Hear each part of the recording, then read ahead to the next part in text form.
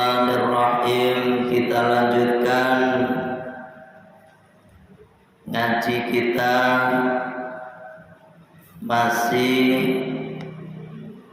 melanjutkan pembahasan kemarin berkenaan dengan ancaman hubungan antara laki dengan laki, atau ancaman bagi orang yang mensetubui binatang serta mensetubui istrinya lewat dubur.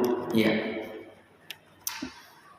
Sekarang sampai ke mal'unun, dilaknat.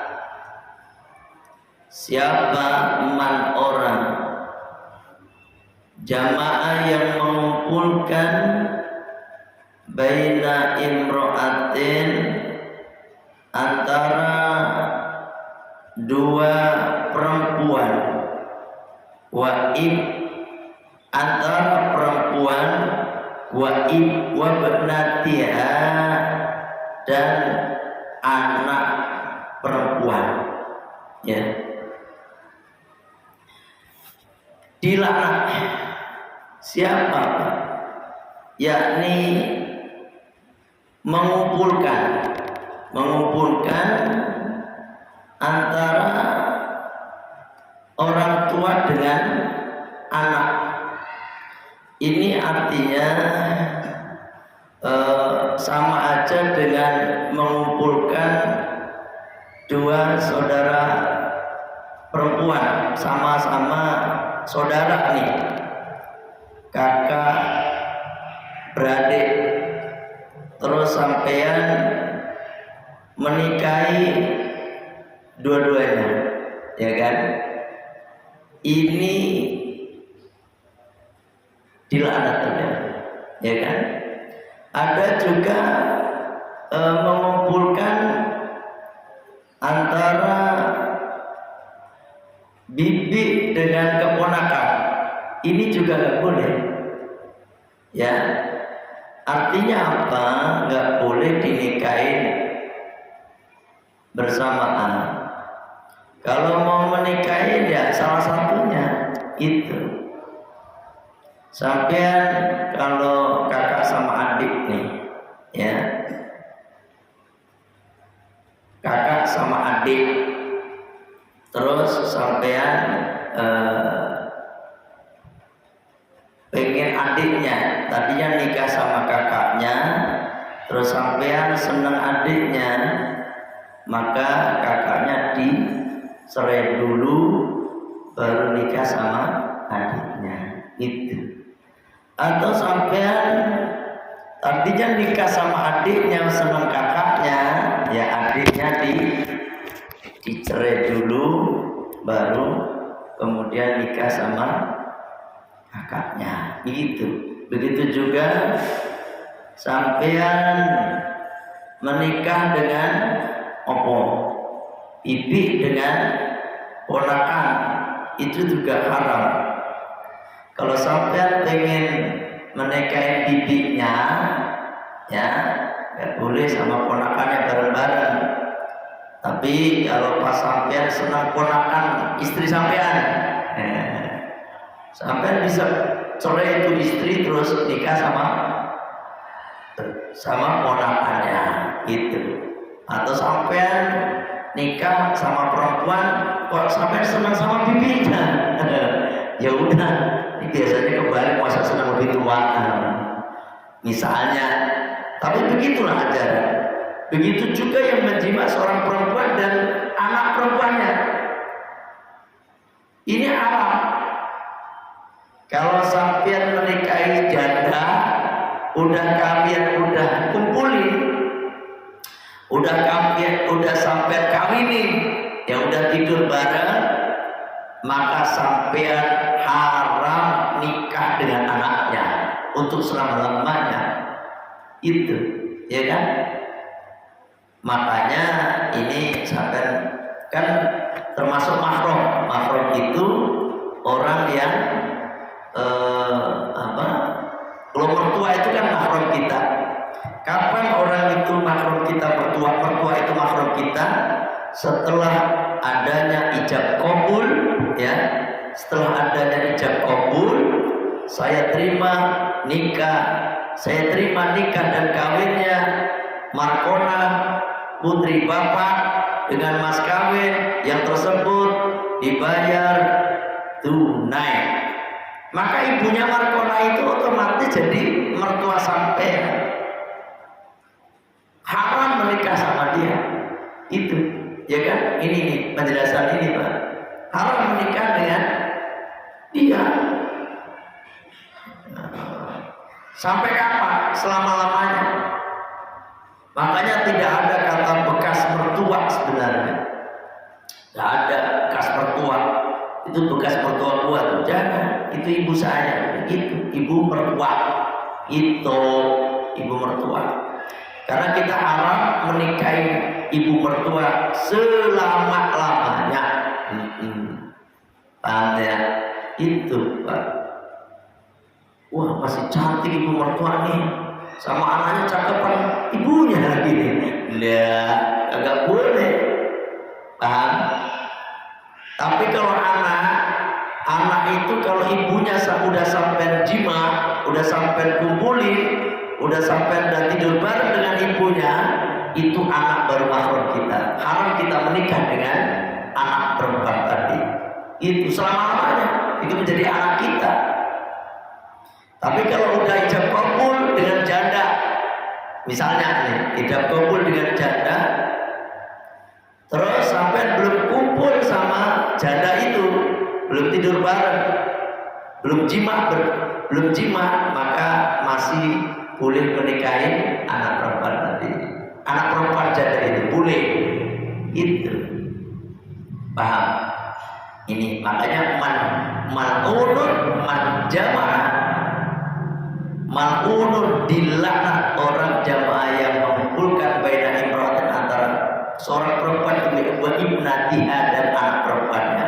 Artinya menjamah ibunya dikawini, anaknya dikawini.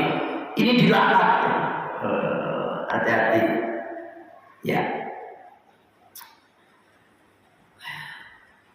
Kalau yang tadi kan, kalau saudara perempuan tadi berarti dicerai gitu. Kalau yang anak sama ibu ini nggak bisa, ibunya sampai cerai terus sampai kawinin anaknya nggak bisa, kecuali belum kumpul. Iya, paham ya?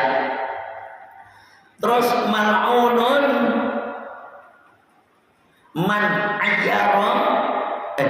ghayyara hududal ardi, dilaknat orang yang merubah batas-batas bumi. Dilaknat, Pak, merubah batas-batas bumi. Ini artinya apa? Kita ini kan udah punya batas-batas ya. Tanah kita ini ukurannya 60 meter persegi, ya segitu tuh, ya kan? Tanah tetangga juga 60 meter persegi. Kalau di perumahan begini, terus sampean patoknya dipindah. Kalau rumah mah nggak mungkin kelihatannya. Kalau perumahan begini 60 meter doang. Yang memungkinkan ini tanah, Pak. Orang punya tanah luas, ya, kayak siapa? Orang-orang kaya deh. Orang-orang kaya itu tanahnya kadang-kadang sampai ribuan hektar. Orang kaya. Padahal 1 hektar itu berapa?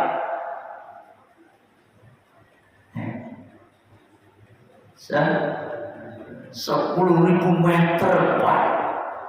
10.000 meter, 100 kali 100, 10.000.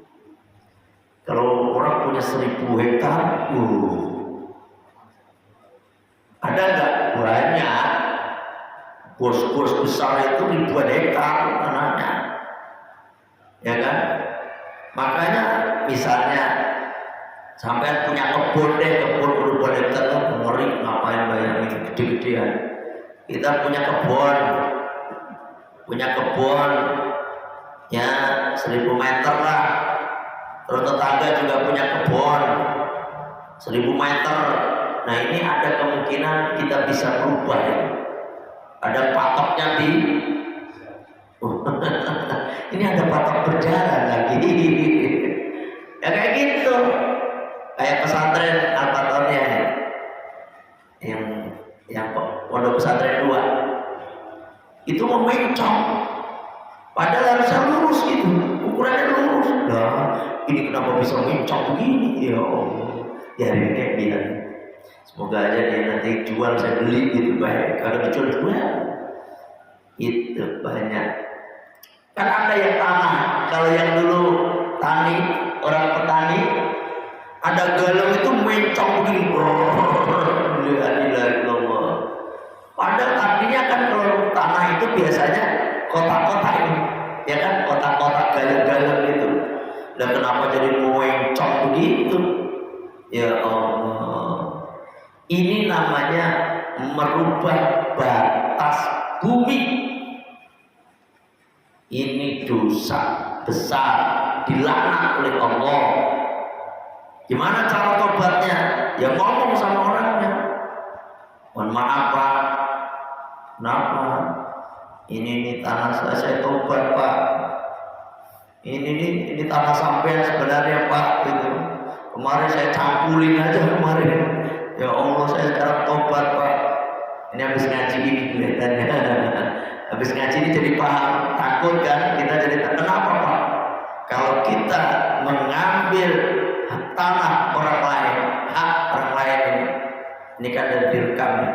Semoga aja yang ngambil tanah orang lain pada tahu ini Pak, ya kan? Jangankan sampai semeter atau puluhan meter, apalagi sampai ratusan meter, 1 jengkal Pak. 1 jengkal ini tanah nanti di akhirat akan dipikulkan di punggungnya. Ngeri banget. Dan nggak mungkin tuh kuat membawanya. Tanah ini tak jengkal nih. Ini ke bawah. Ada 7 lapis bumi ini ke bawah. Ngeri banget. Ya Allah. Kelihatannya dikit, cuma 1 jengkal ini. Lah, 1 jengkal kali 10 meter. Ke bawah lagi berapa? Tanah. Nanti itu haknya orang lain, kita pikul, kita ambil. Kan diceritakan begitu. Kalau orang mengambil kambing, maka kambing itu pun akan mengembik. Ya kan? Ambil sapi, dia akan membawa sapi, muah itu dipikul badannya, mengganggu. Makanya jangan merubah batas tanah. Ya, kadang-kadang orang kalau ngambil tanah orang, suka ngambil tanah orang, nanti nggak diterima sama bumi. Iya, nggak diterima sama bumi. Perasaan udah diukur, dia udah bener nih, Ini tingginya 165 cm, ya kan? Udah dilebihin ini, udah 2 meter. Kenapa jadi bukan 2 meter? Udah dilebihin pada ketika dimasukin ternyata kagak muat. Dikeduk lagi, ketika udah dimasukin kagak muat lagi, memanjang ini mayat, memanjang. Akhirnya kan ada ceritanya ditepuk itu mayat ujung-ujungnya, ya kan? Karena itu udah siksa yang ditampakkan orang mengambil tanah orang lain, maka nanti tanah itu nggak mau menerima dia akan dihimpit oleh tanah, ya kan? Maka sampai bisa lihat kadang-kadang jasad itu padahal tadinya ada di utara, kenapa jadi di selatan gitu. Kaki tadinya di utara, kenapa jadi selatan, kenapa jadi utara. Kocak kacir begitu. Ya itu tadi bentuk siksaan Allah. Ada yang mayat dililit sama ular, dan seterusnya. Makanya jangan, ya, jangan sekali-kali mengambil tanah orang lain. Tanah, bukan hanya tanah sih, semua baik. Jangan sekali-kali mengambil hak orang lain, ya, jangan. Dosa. Kalau orang lain mengambil hak kita, biarin aja. Apalagi kalau memang dia, kita ingetin, menggalakkan dia, biarin. Nanti di akhirat semuanya akan dikembalikan kepada kita. Hak kita akan dikembalikan. Itu, ya. Termasuk sampai tuh sebenarnya nggak boleh menanam-nanam pohon-pohon yang bukan di tempat kita. Itu di jalan-jalan ini banyak banget ini. Kalau di perumahan ada pohon mangga, ada pohon apa namanya, pohon jambu, ya, jambu air, ada ini. Jalan itu milik kita bukan kan? Jalan itu milik bersama, milik semua masyarakat ini, milik pemuda bilangnya gitu kan. Makanya kadang-kadang kita ini menanam di jalan itu nggak boleh Pak sebenarnya. Ya kalau mau nanam ya di tanah kita lah, itu loh. Kadang-kadang udah nanam di jalan, jadi ganggu orang lewat, ya kan? Karena jadi gede, mobil jadi kelihatan sempit banget perasaan. Ininya lewat, ya kan? Haram itu. Ya, tapi semuanya pada begitu. Lah, mengapa ngikutin yang semuanya? Jangan ngikutin kita. Kita kan bedanya santri yang biasa ngaji sama yang enggak, biarin. Ini udah terlanjur gede ini, gimana dong? Ya gimana? Sama kadang-kadang susah. Ini ngomong kayak gini ya kadang-kadang ada yang nggak suka, ada yang ngomong kayak gini. Tapi ini hukum Pak. Termasuk parkir di jalan itu mereka gak boleh. Mohon maaf kalau ada parkir di jalan dia, karena itu ganggu orang lain, ya kan? Apalagi di jalan yang mau mepet sehingga kadang-kadang itu gak boleh parkir di jalan. Makanya bikin dulu tempat parkirnya sebelum beli mobil, kan begitu ada ya, ada gitu ya. Ada nggak itu tulisan gitu ya? Nah gitu kadang-kadang. Wah kacau. Memang saya pernah nabrak mobil kayak gitu Pak. Isi pengajian di Gerhana Asri soalnya. Udah saya ceritain belum ya? Belum ya? Udah belum Pak? Masa udah kali ya datang. Ini cerita aja biar kita buat pelajaran. Saya ngisi pengajian di Gerhana Asri sore malam jam 1:30. Pokoknya malam lah gitu. Terus ternyata jalannya ditutup. Saya mau lewat itu kan, waktu tutup. Saya mundur kan, waktu itu masih mobil hijau merah itu, hijau merah, mundur. Yo, itu ada mobil diparkir di jalan kayak gitu tuh, ya jam 1:30 lah, pokoknya udah malam ya. Udah malam saya pengen nyari jalan pintas daerah Cikarang Baru. Waduh, tutup lagi. Otomatis balik mundurnya kan jauh Pak. Wow, 1 gang itu kan jauh, ditutup sini, mundur. Mana gelap lagi, gak ada lampu ini. Saya lihat sepion juga susah nih. Gua mundur, nyerempet mobil dia yang diparkir di jalan itu. Nyerempet kena spionnya, mundur keras. Saya turun.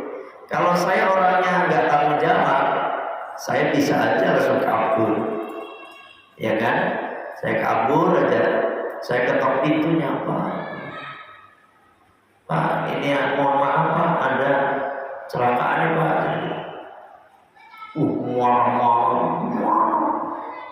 Memang salah dia sebenarnya. Itu kalau diurus di Polres sama bener saya itu. Mau di jalan pakai untuk parkir. Mau jalannya sempit lagi. Wah, saya mundur terus kena spion, patah itu spion. Patah apa? Ya pokoknya seperti itulah, spion doang. Aduh, akhirnya saya bangunin orangnya, terus marah-marah, terus kalau macam ngomongin Ustaz enggak sekali, waduh, sampai saya langsung astagfirullah, kalau begini saya mendingan kabur, salah dia mah, ya kan, galak, habis itu udah, terus kita renungkan, ada tetangga juga bangun, ada apa kan, ngobrol-ngobrol. Saya dimintain KTP segala macam. Udah, ini udah malam, nanti kita bisa bicarakan nanti Pak. Dua, itu mobil Sirion, ingat banget saya, mobil Sirion, mobil baru dekatannya. Padahal mobil baru kan masih asuransi pada sebenarnya. Minta ganti rugi berapa? 3.500.000. Padahal gaji waktu itu saya masih kerja, gaji berapa coba? Ya kan UMR waktu itu mah 2009 atau 2008 gitu kira-kira. 3.500.000 mah banyak banget. UMR waktu itu masih 900.000, 3.500.000. UMR cuma gaji saya segitu, cuma aduh, astagfirullah, ya udahlah. Saya bilang saya cicil ya Pak, setiap saya gajian gitu, 500 gitu. Ya Allah, padahal sekian berapa sih, ya kan? Terus yang kedua, kalau itu dapat asuransi, ya kan bisa jadi dapat masa asuransi, dia bilang kagak dapat. Nah, ya udah. Akhirnya saya kan terdolimi, Pak. Kayak gitu terdolimi. Mana 3,5 itu gede waktu itu.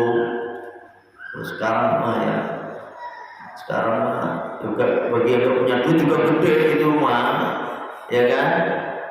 Saya berdoa, ya Allah, kalau emang dia niat dolimin, ya Allah, Engkau yang punya keadilan. Itu aja saya doanya. Akhirnya ngeri Pak, dia ketabrak mobil itu Pak, udah kayak mumi. Saya tengokin di rumah sakit itu, dekat itu tuh, sekarang baru itu rumah sakit apa? Harapan apa? Harapan Keluarga ya, yang di situ tuh Pak, yang sekarang baru, yang dekat Martel itu. Ya itu Masya Allah, dia udah kayak mumi, semua patah, semua badannya. Saya datengin sama istri saya, sama anak saya masih kecil, terus menangis. Dia habis berapa juta itu. Ya gitu Pak, Allah itu kagak tidur, Allah itu kagak lupa. Apalagi kita ini habis dakwah, ngaji, habis capek, terus dia juga salah. Parkir di jalan itu menurut aturan salah Pak. Minta ganti rugi segitu banyaknya, ya kan? Astagfirullah. Ini cerita nyata Pak, kisah nyata itu. Dia akhirnya dibalas oleh Allah dengan mengerikan. Ya gitu. Saya juga terbilang syukur, ya enggak juga, waktu bilang dalik. Saya tengokin Pak, saya kan niat transfer itu. Pak, saya mau transfer kagak dijawab-jawab. Saya ke rumahnya, di rumahnya tutup. Terus saya dikasih tahu tetangga di rumah sakit, dia habis kecelakaan. Saya tengokin. Kalau saya orangnya gede kan kagak saya tengokin Pak. Kalau orang gede kan syukuri, itu begitu paling. Terus saya kagak, saya bayar, tapi akhirnya dipotong gopay. bukan dipotong. Emang kurang lupa itu dia ikhlas, saya ikhlas Pak Ustaz, saya ikhlas, kata dia begitu, tinggal gopay lagi. Iya, yang 3 juta mau dibalikin harus kayak gitu. Astagfirullahaladzim. Ini kisahnya apa? Ya, makanya kita jangan dolimin orang. Doanya orang yang terdolimi itu mustajab. Itu. Makanya banyak. Saya pernah ceritakan orang-orang kita lihat dakwah semua ngaji, bisa ngaji nih untuk pesantren saya. Ya kan? Al-Fatihah kan gak dapat terima apa-apa, kan pernah saya minta bantuan misalnya untuk bangun pesantren kan gak pernah. Ya kan, alhamdulillah, biar pengen murni. Itu sebagai bekal saya nanti di akhirat. Gitu. Orang berbuat dolim ya biasanya dolim, orang dolimin saya biasanya balasannya cesplok. Ada yang mati, ada yang segala macam gitu. Saya nggak pernah doain dia terus mati, itu juga enggak. Lo gergetan itu saya begitu, ya Allah, hamba pengen keadilan. Itu doang, dia adil. Ini cerita. Tahu sekarang udah lama itu 2009 2008 itu. Sekarang berapa tahun berarti? 16 tahun. Anak juga udah gede. Mau anak saya baru 1 itu si Iza 3 tahun. Ani belum ada. Nah itu. Iya. Ya apa saya pas lagi punya anak kecil lagi yang kedua kali. Nah gitu. Jangan ya, ini cerita. Sampean apa namanya? Kalau jangan parkir di jalan, ya. Kecuali jalan buntu, Pak. Jalan buntu, ya kan, jalan buntu mentok ada di rumah bapak doang, gitu, buntu. Terus kiri kanan udah kagak ada rumah kayak rumah saya, no. Itu kan yang di bawah itu pas ada gang buntu itu. Udah, nah kalau kayak gitu mah kagak ada mobil lewat juga. Itu pun sebenarnya bukan hak kita, ya kan? Ambil, ya. Semoga dimengerti lah. Intinya jangan mengambil hak orang lain. Kalau bukan hak kita jangan dimanfaatkan. Ya, itu. Selanjutnya, mal'unun man idda'a ila ghairi mawalihi. Dilaknat bagi orang yang mengaku pada selain walinya. Ini dilaknat, ya kan? Punten Pak, ini misalnya ambil anak angkat dari rumah sakit, terus dipinkan ke dia.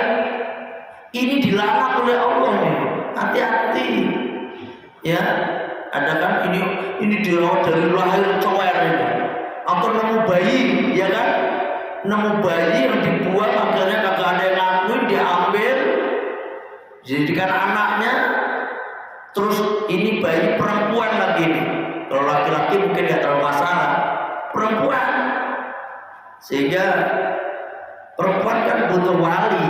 Nah ketika nikah ini anak, ya kan, gede nikah, terus kita jadi walinya, ini kagak sah, gitu loh. Sehingga ketika kagak sah pernikahannya, ini anak nikah, kan nggak sah nih, otomatis zina, gitu, zina. Nanti dia punya anak, jadi walinya zina lagi, turun temurun. Hati-hati ini. Makanya ada yang kayak gitu, gak boleh. Kalau sampai ngambil anak dari rumah sakit, cari itu orang tuanya anak ini. Dan nanti kalau udah agak gede kasih tahu, gitu, kasih tahu. Wah nanti kalau dikasih tahu dia ikut bapaknya, itu resiko juga itu mah ujung-ujungnya. Daripada kayak sinetron anak tertukar, ada kan kayak gitu tuh. Aneh. Kan ada kayak gitu. Ya Allah, jangan. kita akan tunjuki. Kan ada yang akhirnya dia ngambek, anak orang nggak punya diambil sama orang kaya, dia akhirnya ujung-ujungnya dia tahu, tapi karena dia kagak jujur akhirnya dia melarikan diri. Itu anak sinetron, pokoknya sinetron kira-kira begitu. Ya Allah, jangan ngaku aja, kasih tahu, nih bapak sama ibu ini ceritanya gini, dulu bapak ibu kan, bapak sama ibu kan nggak punya anak, jadi sampai dulu saya ambil dari ibu nih sampean, orang tua nih sampean, saya ambil, saya rawat, ya. Tapi walaupun sampean itu bukan anak bapak, bukan anak ibu, bapak ibu saya, bahkan sayang bapak melebihi sayangnya orang tua. Ya pasti dia akan sadar, karena orang tua sampean dulu keadaannya seperti ini, bapak ibu juga lagi butuh anak, dan saya ingin sampean itu jadi penerus saya, ya gitu. Siapa lagi kalau dia langsung pasti dia pertama nangis gitu. Tapi kesananya silakan, kalau mau ke rumah bapak ibu silakan, tapi pulangnya tetap ke sini. Tapi orang tuamu ya itu sebenarnya, saya ini sebagai bapak ibumu juga yang merawatmu dari kecil. Yakin dia akan terima dengan baik, paham ya? Daripada dia tahunya lewat orang, nanti akhirnya pasti dia gak terima, nanti sampai akan disalahkan.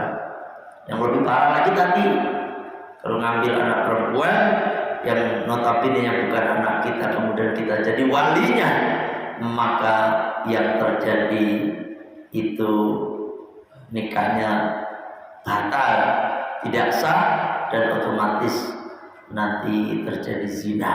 Itu makanya dilarang ya orang seperti ini yang mengaku sebagai walinya. Paham ya? Atau mengaku-ngaku sebagai itu bapak saya, itu juga nggak boleh, ya kan? Dan seterusnya, ya. Saya kira sampai di sini ngaji kita. Sebelum saya tutup, bagi bapak-bapak yang ingin ikut ziarah keluarga besar Al-Fatoniyah, silakan sekali-kali rasakan. Yang belum pernah ikut ziarah Al-Fatoniyah nih, ya. Kalau udah pernah ikut ziarah Al-Fatoniyah itu ketagihan, senang aja ya kan, senang. Terutama kayak Ustaz Ade, dia selalu 20 orang itu. Karena dia dari awal, dari tahun 2015 kita ngadain ziarah, ikut aja, karena ada senang. Terutama yang belum pernah ikut, sekali-kali ikut gitu. 2 hari Pak, Sabtu Minggu. Insya Allah berangkatnya hari Sabtu pagi, Minggu sore udah pulang. Ke 8 tempat tabarukan ke wali-waliullah. Itu bukan minta ke wali ya, bukan, tabaruk ya. Di atas gunung Sunan Muria, Sunan Kudus, Sunan Kalijaga ada di tengah kota, Mbah Abdullah Mudakir di tengah laut. Asik ini, hitung-hitung kayak jalan-jalan aja, ya kan? Kayak jalan-jalan wisata rohani dan jasmani ini mah, ya kan? Insya Allah senang kan? Minimal sebelum bisa ziarah ke makam Rasulullah ya sering ke waliullah. Ya cuma 600.000 dapat makan 2 kali, dapat snack. Kalau sampai berangkat sendiri mah kagak bakal cukup, karena 8 tempat bor ya. Itu aja yang saya sampaikan. Kita tutup majelis kita dengan membaca Sayyidul Istighfar. Bismillahirrahmanirrahim. Allahumma anta rabbi la ilaha illa anta khalaqtani wa ana abduka wa ana ala hikmatika wa'dika mastata'tu a'udzubika min syarri ma sana'tu abu'u laka bi ni'matika 'alayya wa abu'u bi dhanbi faghfirli fa innahu la yaghfiru dzunuba illa anta astaghfirullahal azim astaghfirullahal azim astaghfirullahal azim subhanaka allahumma wa bihamdika asyhadu an la ilaha illa anta astaghfiruka wa atubu ilaik. Alhamdulillah. Assalamualaikum warahmatullahi wabarakatuh.